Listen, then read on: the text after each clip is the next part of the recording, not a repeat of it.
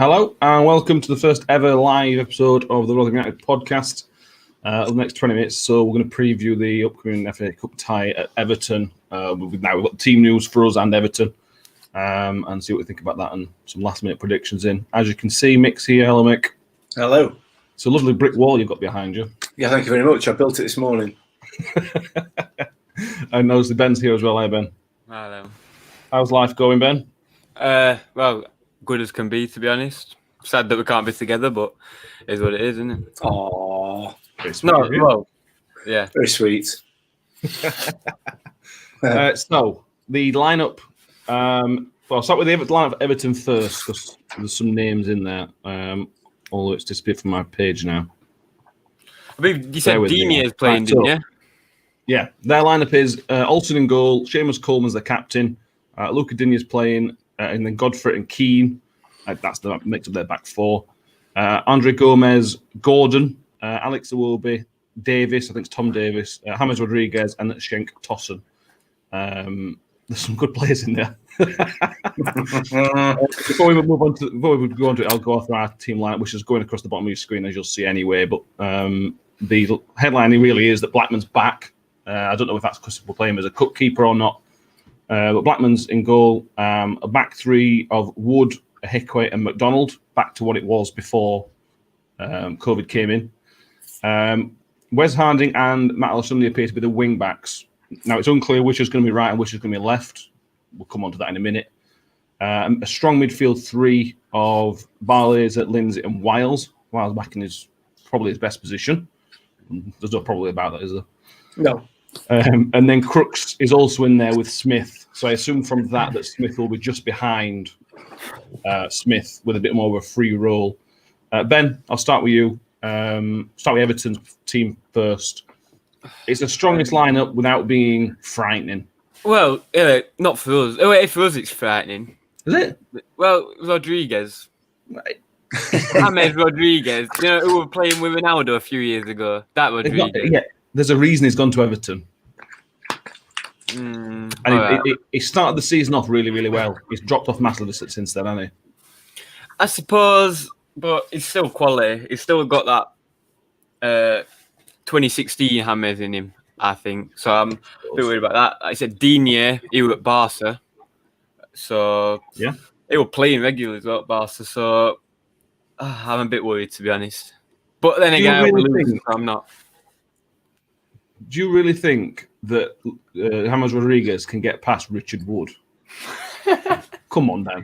Come on, I bet Wood would beat him for pace. That's about it, probably. Probably would, yeah. Would it beat who for pace? Rodriguez. He's very slow, right. Rodriguez. He's very slow, Rodriguez. Would he, right? Would he might be next challenger your 100 metres, Mick? Well, you know what I mean.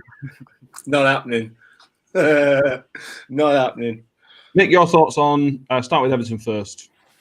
Yeah, it's not a strong enough team for me from Everton. I think I'm a bit disappointed. I was hoping that they were going to put a stronger team out so that we would have absolutely no chance.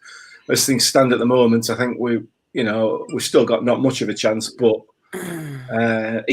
one is named a strong side.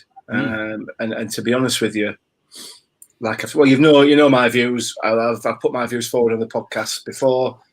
We don't want anything. We don't want to win this game. It's just about getting some match fitness and not getting absolutely slaughtered. But yeah, it's a strong side. It'd be interesting to see, like you said, like Rodriguez. I'm with Ben on it. I'm a big fan of his, and it'd be nice to see how our lads cope with him. To be honest. The rest of them, I don't know who they are. You know some of them are. No, not really. Must have heard of Iwobi.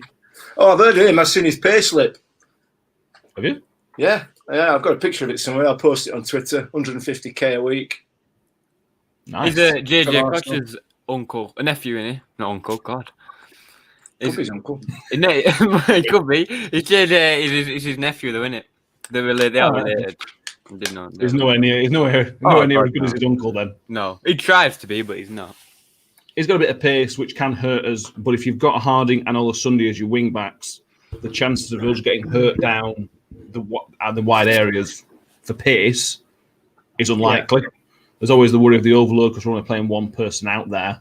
But so on to us. Like I said at the start, the headline really is, well, there's a couple of headlines, I suppose, but Blackman's back, Mick. Yeah. I don't really have a problem with that. Clubs have cup keepers. I think if Blackman was number one, I think Johansson would probably play today. Yeah. I think that's probably an indication that Johansson is sort of taking on that number one spot now. I don't know whether I'm going to steal your thunder for the other headline here, but I don't understand why we're playing all three keepers today. Yeah. we've got one on pitch and two on bench. I don't know whether that's just to fill those lovely chairs at Goodison Park in dugout or what. I don't know, but it's a bit of a bizarre choice. Whether that's an indication that he intends to change it about during the game or not, just to give people some match time, I don't know. But a bit of a strange decision for me, that.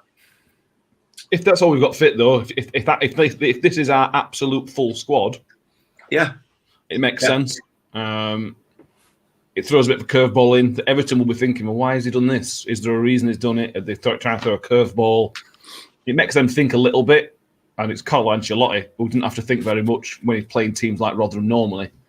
Go on. No, I mean, if you're going to try and pull wool over a manager's eyes, Carlo Ancelotti is probably not the one to do it to, is he? You know what I mean?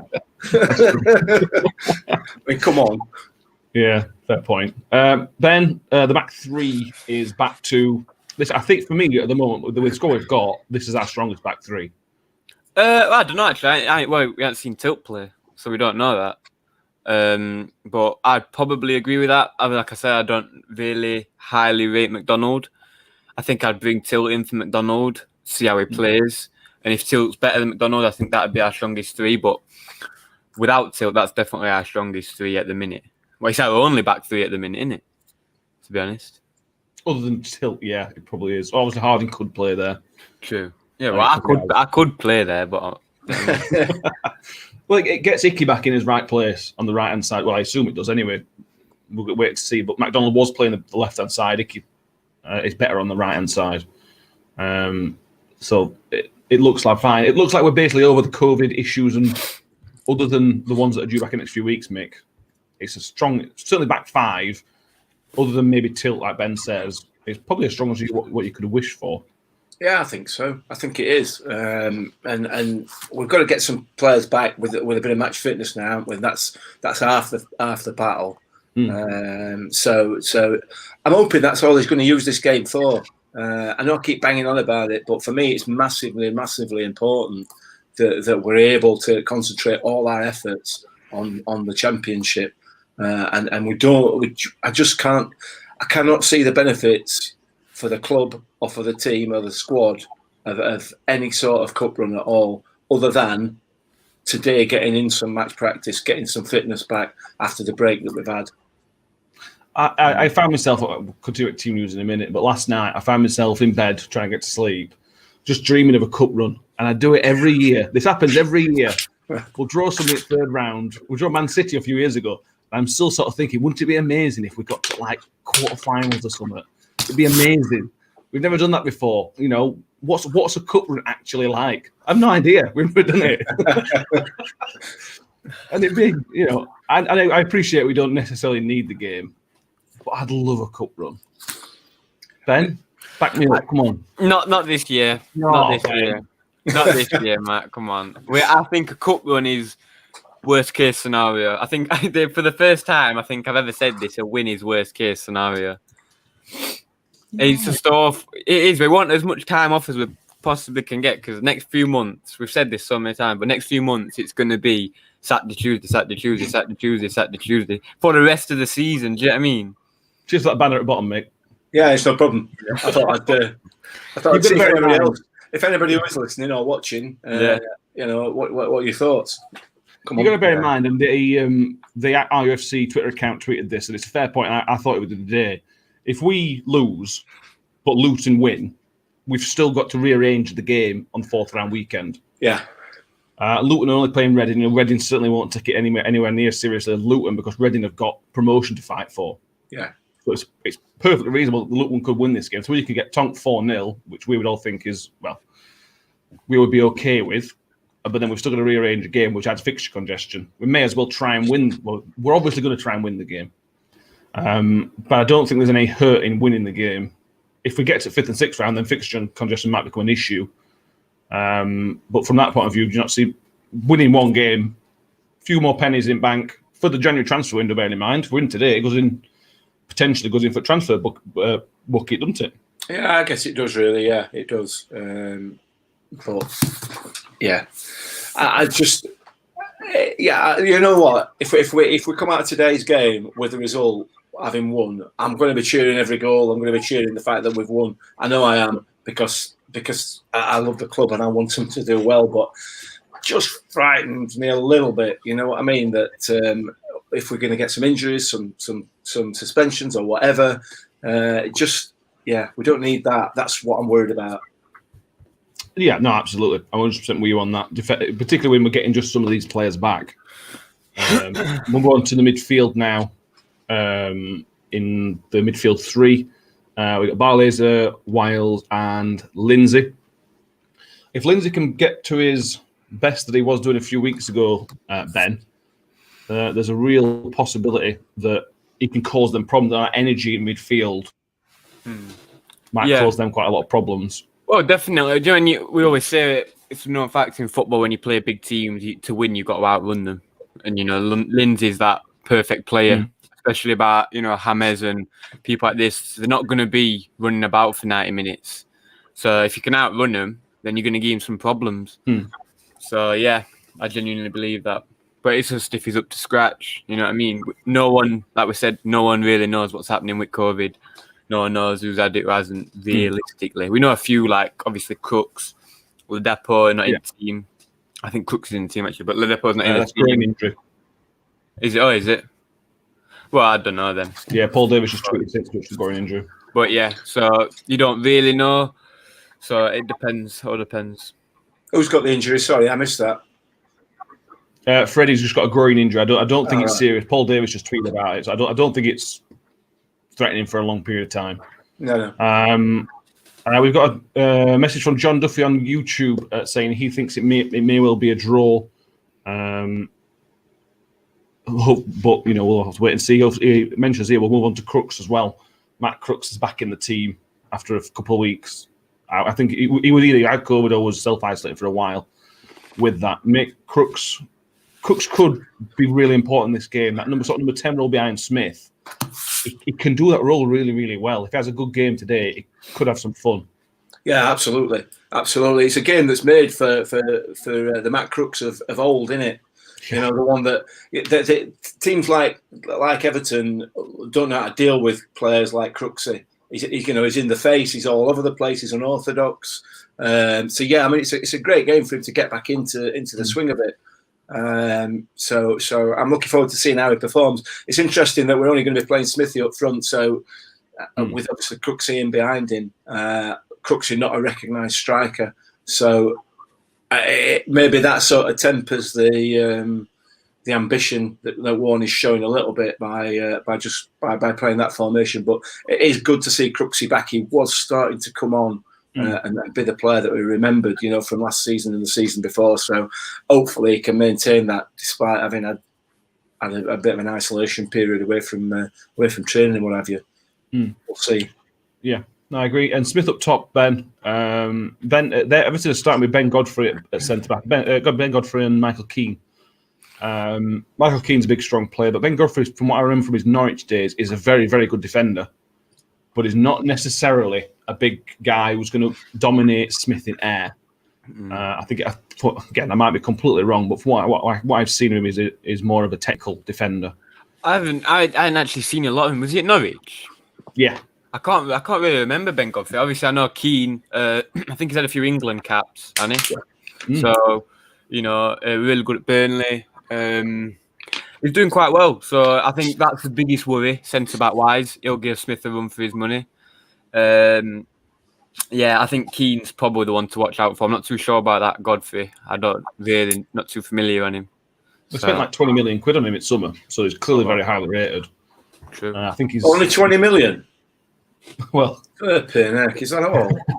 Wow. He's part under England under 21s. I don't think he's captain or anything, but he's played a lot for under 21s. It was one of the few bright sparks of Norwich's season last year. Mick, are you surprised that he's gone for Crooks and not somebody like Vass? Because Vass has done very, very well in previous games. I do worry about Vass, and I worry what's happening there. For me, I think, as you've just said there, he's done really well last few games. He's got involved. He's aggressive. He really gets stuck in, which I understand that's what Crooksy does as well. But he's pulled him off every game. You know, he's not had a full game, I don't think, all season. I might be wrong, but you know, and I don't know whether there's an issue there with Vass, whether he just don't fit. I don't know. But yeah, I would have liked to see him play, to be honest. But having said that, you look at that side, and it ain't far off being a really, really strong side. Individually, you look at them, and it is a really, really strong side. If they all play to the best of their ability, if you like, you know, if they all, then we've got a chance today, definitely. Which I don't want. Well, I want you to put your head on that you want to win the game, Mick. Okay, I'm on it. There's a bit of a positive as you can prediction. Right, okay. Basically, what you're saying is you want me to predict that we're going to win the game. Is that what you're saying? I don't know. It's your life. From this game, I would love us, right, to come out really strong, come out of traps really quickly, score it first half, go in at half-time 1-0 up, full of confidence, play that possession football that we're capable of playing. We've proved that we're capable of playing because Everton will allow you to do that. There's no doubt about it. They will allow us to do that because they're a Premier League side. That's what they do. And then, maybe, I don't know, 88th minute, James Rodriguez, screamer from edge of box. Blackman can do nothing about it. 92nd minute, another one, another screamer. So we come out of the game full of confidence, no injuries, know that we're taking a Premier League side right to wire, but we ain't got a cup run. That's what I want. Very positive of you. 100%. Ben, I'm going to come to your prediction in a minute, but Mick reminded me to ask a question then. Everton, as far as I can see, they haven't got any sort of midfield enforcers who's going to stop us playing the game. And that means Barlaser should have as much time as he wants. Yeah. Could this be a perfect game for him?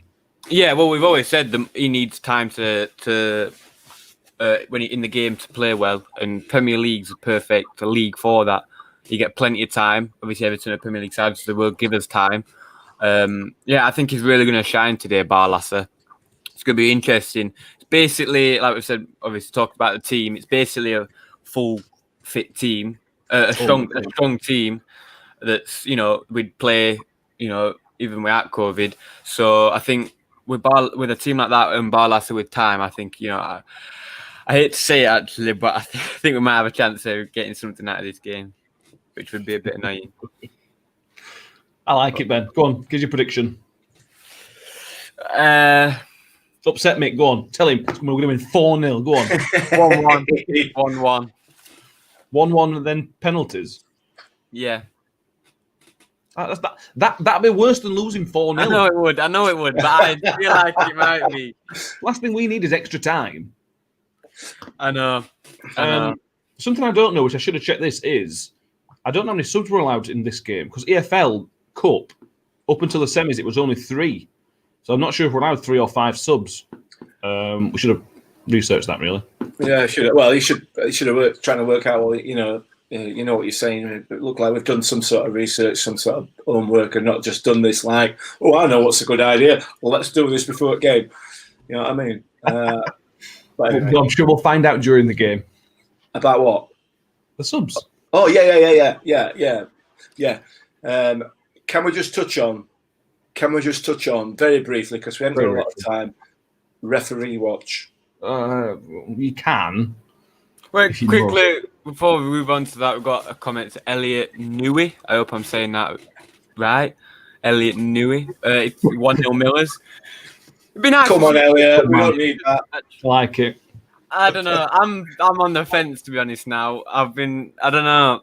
I kind of want us to win just because it's like I do, but I don't at the same time. Do you know what I mean? Ben's coming over the dark side here. I don't know. I kind of agree. Really, I think it'd be nice to get a 1-0 win to beat an Everton Premier League team, but I don't know.